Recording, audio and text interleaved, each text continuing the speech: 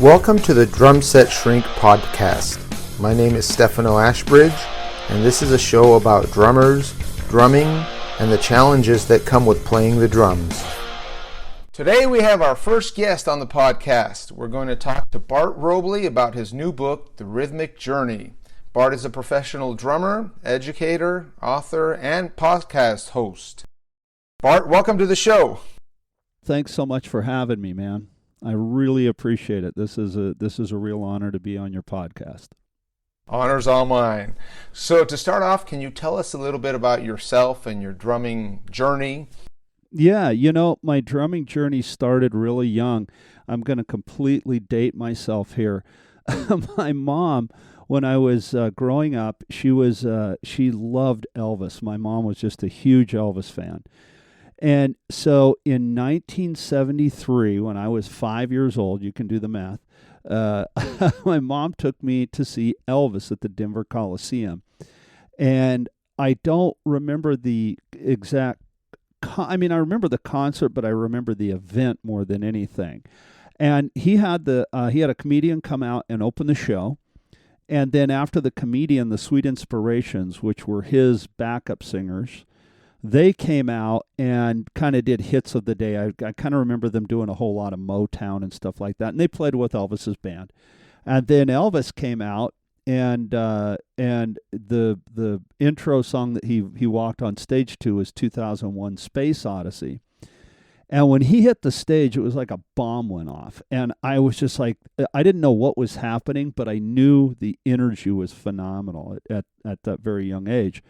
And then shortly after that concert, there was a TV show called Aloha from Hawaii, Elvis Aloha from Hawaii. And that's kind of what started the whole thing, because I was, at this point now, a huge Elvis fan and a music fan, because, again, Mom always had the music playing in the house.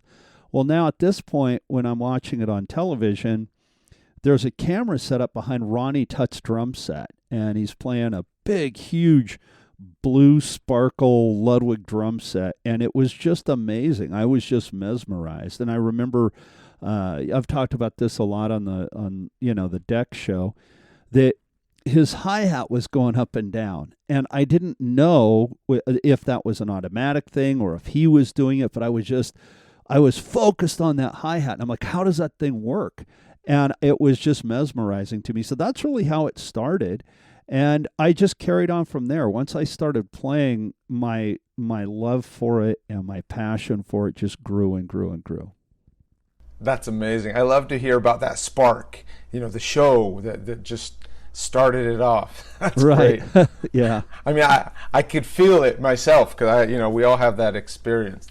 I love that. Yeah, I think that's the thing that all drummers we all share that. Once we start talking, whether it's on a podcast or we're just, like where you and I, we met on my podcast, you and I did, but then the first kind of opportunity that we had to hang out was at the Sabian event at up in Burbank. And we all kind of told those stories. How did you get started? How did you get started? Where did you grow up? Where did you take lessons? Who was your first influence? All that stuff. I'm right there with you. I can totally geek out on that stuff. I completely love it. Yeah, exactly. And did you take lessons? Or? Yeah.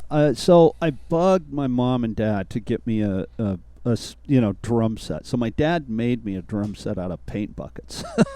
Wow. So I beat the heck out of that. And then when I was in the right before I started elementary school, I just kept bugging them. I'm like, I really want to play drums. And so my mom came home with a pair of sticks and a practice pad, one of those little square wooden blocks that kind of tilts to the side and has a piece of rubber on it. And I just beat the heck out of that thing. And then when I got into whatever grade it was that you could join the school band, I signed up for it. Well, my dad went to the parent-teacher night, and he brought home a saxophone. And I'm like, oh, are you new around here? I don't want a saxophone. I want a drum set. And so, anyway, I played that for, I don't know, 1 year, I think. And then, but I spent more time in the back of the room beating on the drums. And so the band teacher said to my mom, I think you should be a drummer. So the next year they got me a snare drum, and I already knew some of the rudiments from, kind of just, I mean, this was so long ago, it was archaic, and coupled with the fact that I grew up on a cattle ranch, there wasn't a music store that was real close by. I was out in the sticks. I was out in the middle of nowhere. There was no internet, none of that. So I just kind of, I kind of knew what a drum roll was, and one of my friends in school kind of showed me that. And then I had learned a paradiddle.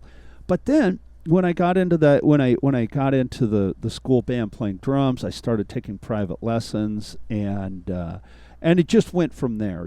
Just anybody that where I could pick up a piece of knowledge from, or I could nick something from, like, ooh, what's that? I'll take that. That's like everybody else. That's just what I did.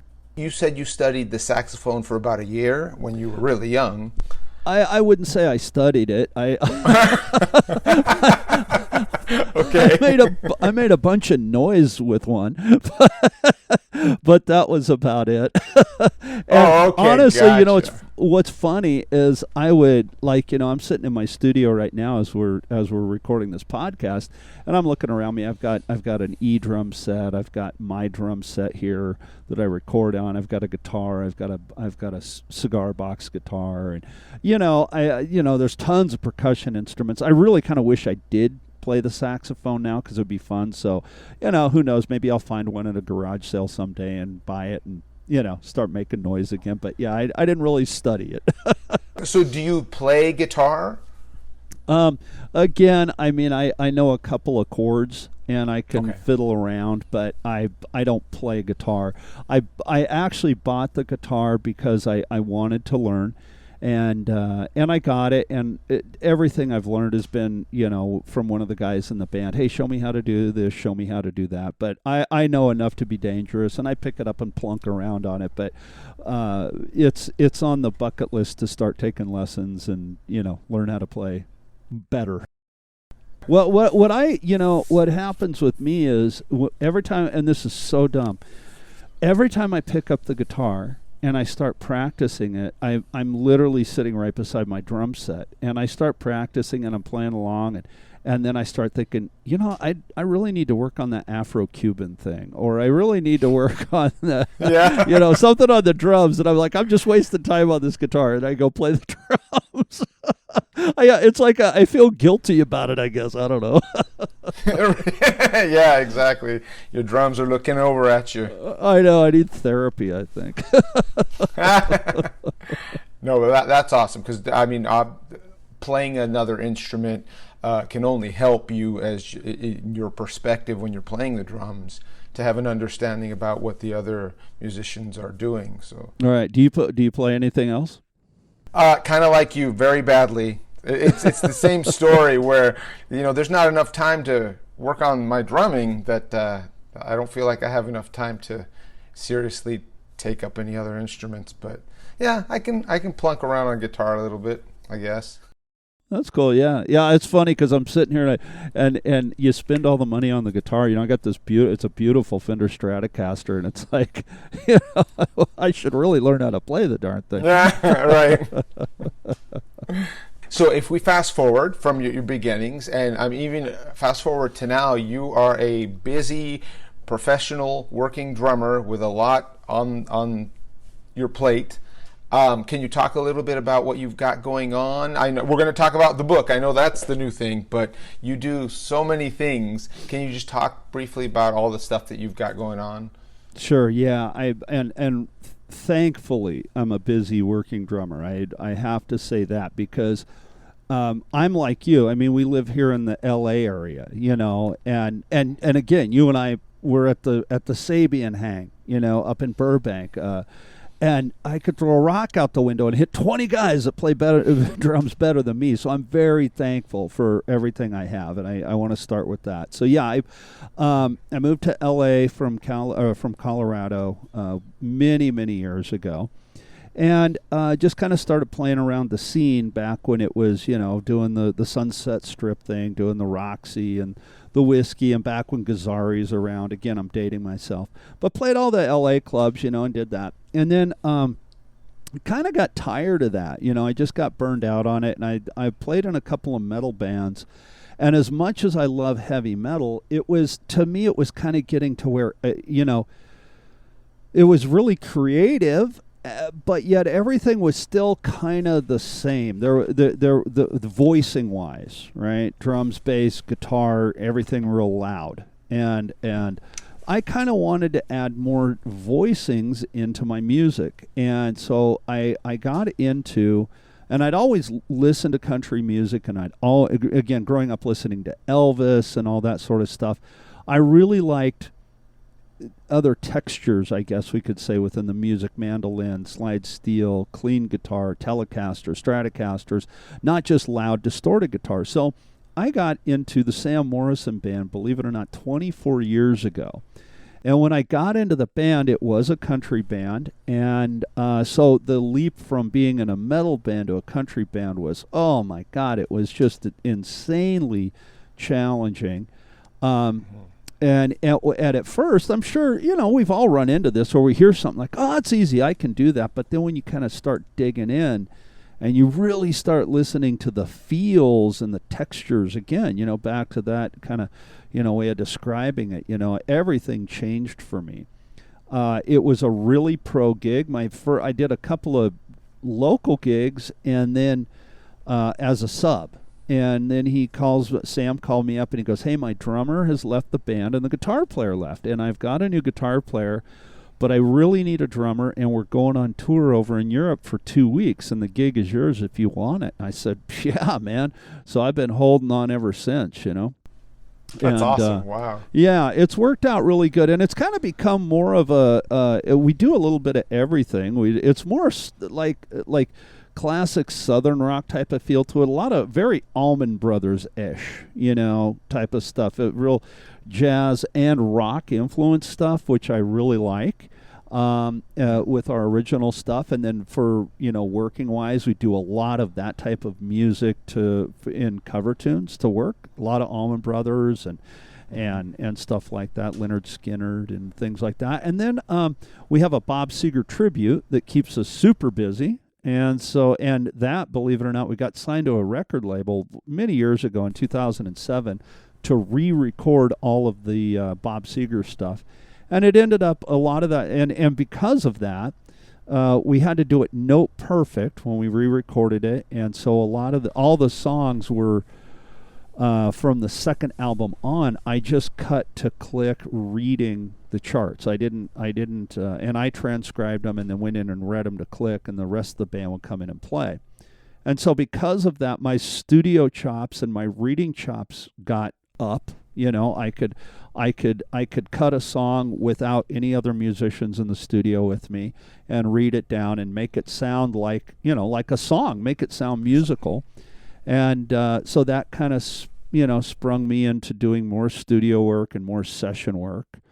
And I've always been a teacher, and I really enjoy kind of like what Dom Famularo talked about, always passing on to the next generation of drummers. And I really enjoy helping people. Like I get a charge out of seeing a student, whether they come to me at the very beginning of their drumming journey, or, they've been playing for years and they want to work on their reading or their recording or their learning the rudiments or what have you, and see them get something out of that. I've just always loved that, And and so because of that, it went into, if I'm a teacher, I want to author some books. So I've been a writer forever, and I used to write for Classic Drummer magazine and Music Scene International, but magazines that aren't even around anymore. But I've always kind of been a writer, and really enjoyed that. So that's how the whole writing thing started. Oh, excellent. Which brings us perfectly into your new book. You have a new book that is coming out, or the digital edition is already out? Right. Talk about that? Right. So it's kind of a cool thing. So the Rhythmic Journey, Unleashing the Beat Within. I started writing it about 3 years ago. And I'd already had a publishing deal on with Centerstream, Hal Leonard. So Centerstream was the publisher, and Hal Leonard was the distributor on it. And the Centerstream is a great publisher. They do a really good job, and I really enjoy what they do. And we've had a fantastic relationship. However, with this book, I knew I wanted to do something a little bit more. So I approached Joe Bergamini with Hudson Music.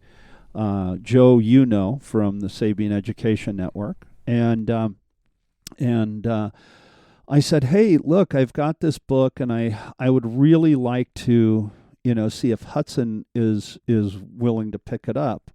And so I sent it over to him, and he said that they would pick up the online digital version. So to answer your question, finally, the online digital version is on Hudson Music.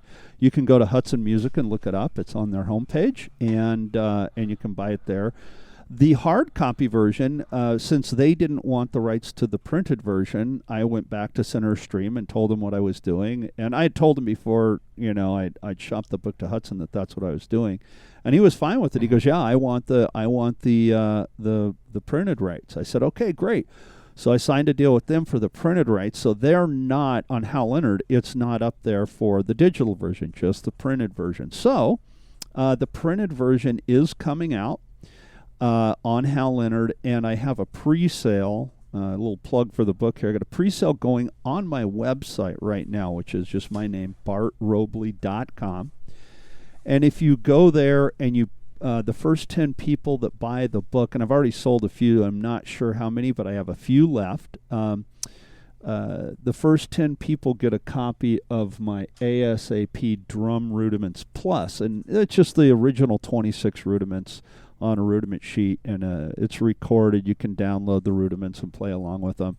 And then on the back of this, there's one of my original compositions, which is a snare drum piece, a rudimental snare drum piece that was influenced by the NARD book, National Association of Rudimental Drummers. It's a song. It's a piece of music called "The Attack of Mark the Shark." It's a nice. Yeah, it's a cool little piece, and it got signed to Crucial Music for commercial use in movies or television or yogurt commercials or whatever they want to use it for. And it's a fun little piece of music. It's on the back there. So if you're interested in the book and you want to buy it, you can go to my website and check it out and buy it there. And once it comes in, you'll get a copy in the mail along with my with that rudiment sheet. Excellent. I'll make sure to put the links in the show notes for anyone who wants to head over there. I'll make sure to get them over to you too. Is there a release date pending for the hard copy book? Unfortunately, I just talked to my publisher yesterday, and once you kind of get put into the queue to go to print, Hal Leonard is such a big company. They won't give you a release date. They just don't do it. So They said they're like for sure by NAMM, but hopefully by Christmas. Realistically, though, I have a feeling it'll be out this month because it went to press in October, and whenever I've had something with Hal Leonard, like 100% of the time, they always give you a date further out than what really happens. I think they kind of do that on purpose, to give you a little bit of a right. Yeah. So. Yeah, so I'm thinking hopefully, hopefully within the next few weeks here. When the digital edition came out, I bought mine the first day and started reading through it. And I got to tell you, I just in reading, page after page, it just struck me all these wonderful benefits of rhythm and playing the drums. Just from goal setting, listening skills, time management, the discipline, it just like one after the other, it made me want to go play the drums. Great. It's really motivational, yeah. One of the things that, and this is way into the book, but one of the chapters, the 10th chapter in the book is, motivation versus determination. Right. Mm-hmm. And that's kind of the subtitle of that chapter. But I think there's, motivation to do anything, motivation to practice the drums, motivation to write the book. Okay. versus the discipline to do it are two different things. And I always tell my students that because, as we said at the beginning of our conversation, I'm sitting in my beautiful studio here that I'm so thankful for, and I've got this great set of Gretsch drums over here, and I've got a V drum kit over here, and I've got my guitar. But, even though I've played these things my entire life, it's still a huge challenge. And I think that that's something that every drummer will tell you. I go see my buddy Stefano play, and I'm like, oh my God, I got to go practice the drums. Well, then you sit down and you try to do it, and you can't, and practicing, you're doing something you're not good at, and so that determination to get better at something, that determination to go, you know what, I'm going to climb this mountain and I'm going to get to the top of it. Well, as soon as you climb that mountain, well, there's another mountain over there that you got to climb, So I think that determination to get through things is the one thing that I try to instill that in my students, and I try to instill it in myself, to tell you the truth, because it's really easy to get lazy and to not do it. So, that's one of the things that I tried to instill in my students, and I try to get, that to come across in the book. For me, like I was saying, just reading that inspired me, and I try to think of that to keep things that inspire me around me for those times when I don't feel that motivated, and to just to try and inspire me, because like you were saying, you have the motivation, but then when you don't feel like it, you need that determination to keep going. Right. Like, let me ask you a question. What's one of the things for you that motivates you to practice? Like, or what's one of the things that's motivational to you in your life? Listening to music. Well, definitely going to see a great show, having drumming friends like you that we can talk and bounce stuff off of, hearing what everyone's got going on. But lately it's just, I just noticed just listening to music that inspires me makes me want to get on the drums. And I've also been thinking about, like, what was I listening to when I was 12? And then, like, going back and listening to that stuff and putting myself in that mindset of this is what first started it all, like you mentioned with Elvis. Totally. And see, I think that's what we all have to have that, right? We all have to have that in our life you can kind of, get in touch with that inner 12-year-old, I remember one time, and this really hit me like a ton of bricks, and it really hopefully changed, well, it did change my mindset, again, back into the thankfulness of the things that I have. I was walking through the NAMM show, and I was just walking down one of the aisles, and I saw these two guys walking, kind of escorting this guy in front of me, and I wasn't really paying attention. I was just kind of walking through and looking at the show. Well, then all of a sudden I realized that the guy they were escorting was Paul Stanley, and I just thought to myself, oh wow, that's cool, it's Paul Stanley, right? And I kind of it was that simple of a thought. Oh wow, there's Paul Stanley. Well, all of a sudden I realized I've been in Los Angeles way too long, because back to the, the 12-year-old thing, man. If I was 12 years old and I'm walking along and Paul Stanley was there, I would have flipped the hell out, man. I would have just gone berserk, And so I kind of, at that point, I was like, you know what? I can't take this stuff for granted anymore. I have to really realize that, hey, Paul Stanley, I was a huge Kiss fan when I was a kid, man. I was the kid that painted his face like, Gene Simmons or Peter Criss and joined the talent show. I loved Kiss. And then also you get callous to it. No, you can't do that. You have to keep that. I think that's why I asked you. I think that internal love for what the original spark was. So I went through this whole phase. It started with Elvis, but then it went into Kiss and Led Zeppelin and stuff like that, So just finding that spark. And I think that's perfect. That's why I asked the question, what is it that motivates you? But then now, okay, you go to, give me a song that you want to play but you've never played in your life. Like it's a drummer song, right? Every drummer knows this, but I don't know it. You got one of those?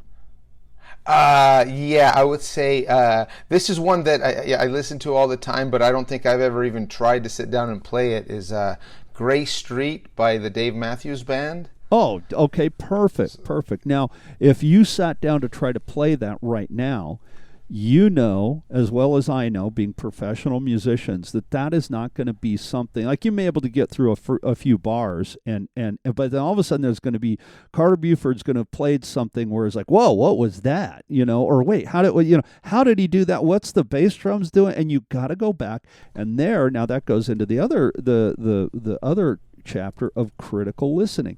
Really critically listening to the music. Oh man, you know what? That kick drum, that's not on 3. That's on the E beat of 3, or whatever. It's on the last note of the sextuplet of 3. Whatever it is, I'm just pulling this out of the air, but that's the critical listening part. That's the part where you have to really sit back and listen to the music. And at the beginning of the podcast, I was talking about the recording that I did with Michael Blum. Michael Blum was the producer on all of the Bob Seger records that we had done, the re-records of Bob Seger music that we did with the Sam Morrison Band. And then subsequently, as a side note, I ended up doing a lot more re-records other than just Bob Seger. I did a whole bunch of the Meatloaf stuff and a whole bunch of just one-off stuff back from the 50s. Again, it's all for commercial use. I joke about a yogurt commercial, but literally, I got a song that I played drums on a song in a yogurt commercial. That's where the joke came from. But yeah, and so doing those songs and being able to read them and transcribe them, and then go in and reproduce that. That's the critical listening part. It's not the drumming part, the part where you're sitting at the drum set with the headphones on and the click going and the tape rolling, or the Pro Tools running, however you're recording it. That's the last step in a very long process on my end of things in a recording studio. And so the critical listening is where that is where that all starts. Definitely, yeah, and that's a great skill to have, especially if one has the aspiration to becoming a professional working drummer, to be able to do that. Exactly, exactly. You have to have that. You have to have that. Going back to the book, you'd mentioned that you started writing it, or the spark was like 3 years in the making.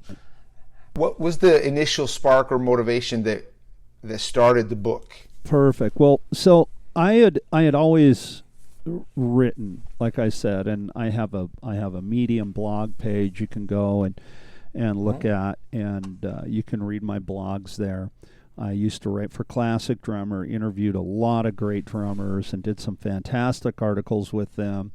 I think some of them are still up online. And Music Scene International, just any place that would publish my stuff, I was all about it. I wanted to get my viewpoint out as a drummer.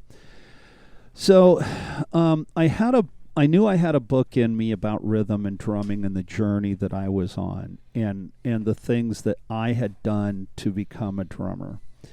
And when COVID hit, I was, as with everybody else, the world just kind of shut down. And I'm like, well, how am I going to keep my teaching practice going? How am I going to, there's no gigs. All the gigs got canceled. What am I going to do? Right. So I'm out for a hike. Just because I'm I like to keep myself in shape. I work out, do stuff. I was out on a hike. Actually, my wife was with me, I think, and my phone rang, and it was Chip Ritter, and that's how Drummers Education Connection podcast got born, and how I met Jeremy. And I'd met Jeremy Steinkohler at NAMM a few years before, but we became really good friends through that.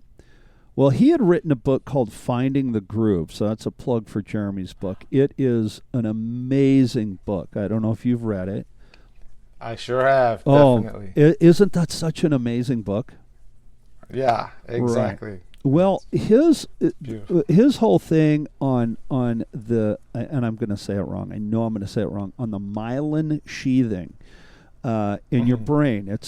He so eloquently puts it that it's like insulation on wires, and it's a chemical in our brains that makes us pick up muscle memory. So let's say I'm playing paradiddles, right, left, left, left, and I'm practicing those over and over again. Well, that myelin sheathing makes the muscles just automatically do it. Well, if you're playing the paradiddle, right, left, left, left, and you're playing it all wrong, the myelin sheathing doesn't know. It just keeps sending that signal. So if you're practicing good or correct, or you're practicing bad and incorrect, the myelin sheathing doesn't know. It just keeps sending the signal.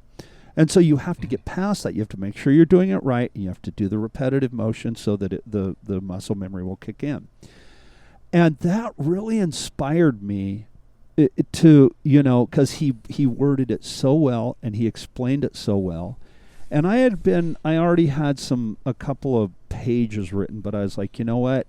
Now's the time I'm going to write my book. So I just started writing, and it was, a page at a time, just like anything else, a little bit here, a little bit there. And I think with any project, the follow through to finish something is the hardest part. Once you write a book, you think it's done, but it's not. And so the follow through is always the hardest part. But that was the inspiration, honestly, was I knew I wanted to do it, and Jeremy just kind of, made sure that candle was lit, and away I went. I just kept going with it till it was done. So you had inspiration, just like, musical inspiration, but book inspiration, I guess. Totally. And see, that's what you were talking about a minute ago, right? When I asked you what inspires you, it's the drummer friends around you, it's the guys around you, it's the people that are cheering you on. And so that was my motivation, but believe me, it took determination, because there's so many times I'm sitting here staring at my computer screen and my eyes are bleeding and I just want to turn it off. I don't want to write anymore. And when I'm on the road with the band, sometimes it's like I'm sitting in my hotel room and I've got a couple of hours and I just don't want to write, but it's never going to get done. It's not going to write itself. So you just go to work, and it was a lot of determination. And so there again, that discipline that it takes to do that. So everything all ties into it, I think. Yeah, definitely hard work, but it definitely paid off. I really enjoy reading the book, and what I usually do is I skim the chapters to get the lay of the land, and now I'm looking forward to getting back in there and really digging into each chapter. So congratulations, it's a wonderful book. Can you tell us again where it's available? You mentioned through Hudson, and then at your website. Yeah, so if you go to Hudson Music, hudsonmusic.com, the digital download is there. And Joe Bergamini and Rob Wallace have done an amazing job with Hudson Music, and that's why I wanted to be on there. And just the fact that I'm on, the same publisher, as Steve Gadd and Greg Bissonette and, all these amazing drummers. It's like, oh my gosh, it's such an honor. So Hudson Music, you can go there, you can download it, you can read it today. If you want a hard copy of it, go to my website, bartrobley.com, and there's a button on there where you can buy the hard copy.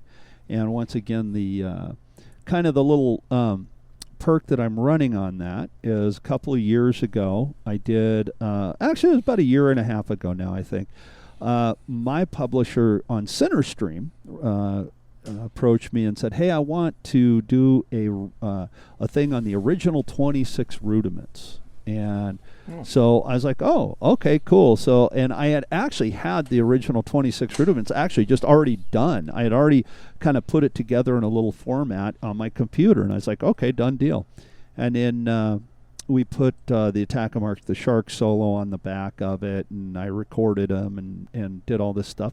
And so he put that out, and it's literally, it's like it's a little handout. It's a one-page thing, and the solos on the back. It's a great tool. And so if you go to my website and the first 10 people that buy the book, you'll get a copy of that with it. And again, that's bartrobley.com. So that's the only place where you can get the hard copy as a pre-sale. Once it comes out, it'll be, everywhere that Hal Leonard sells stuff.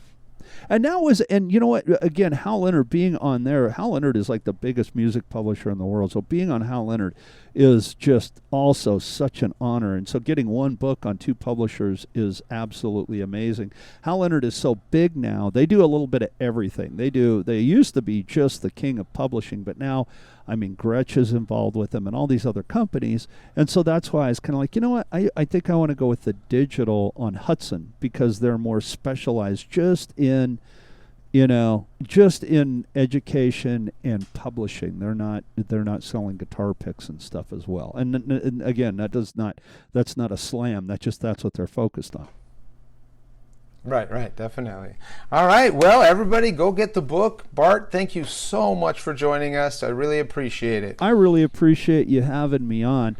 And for those of you who, if you live up in the LA area, he's such a great guy. He's been on the Drummers Education podcast, and just a real friend of the Drummers Education Connection and the Deck Show. And I really, really, really appreciate you doing this for me and giving me a plug on my book. It's been really wonderful. And if there's ever anything that I can do or we can on the deck can do for you, please let us know. We'll always be there for you and what you're doing. You got some great stuff going on, buddy. Thanks, Bart, and me as well. Definitely. Thank you. Thanks for listening. You can find me at drumlessonsinla.com. My name is Stefano Ashbridge. Until next time.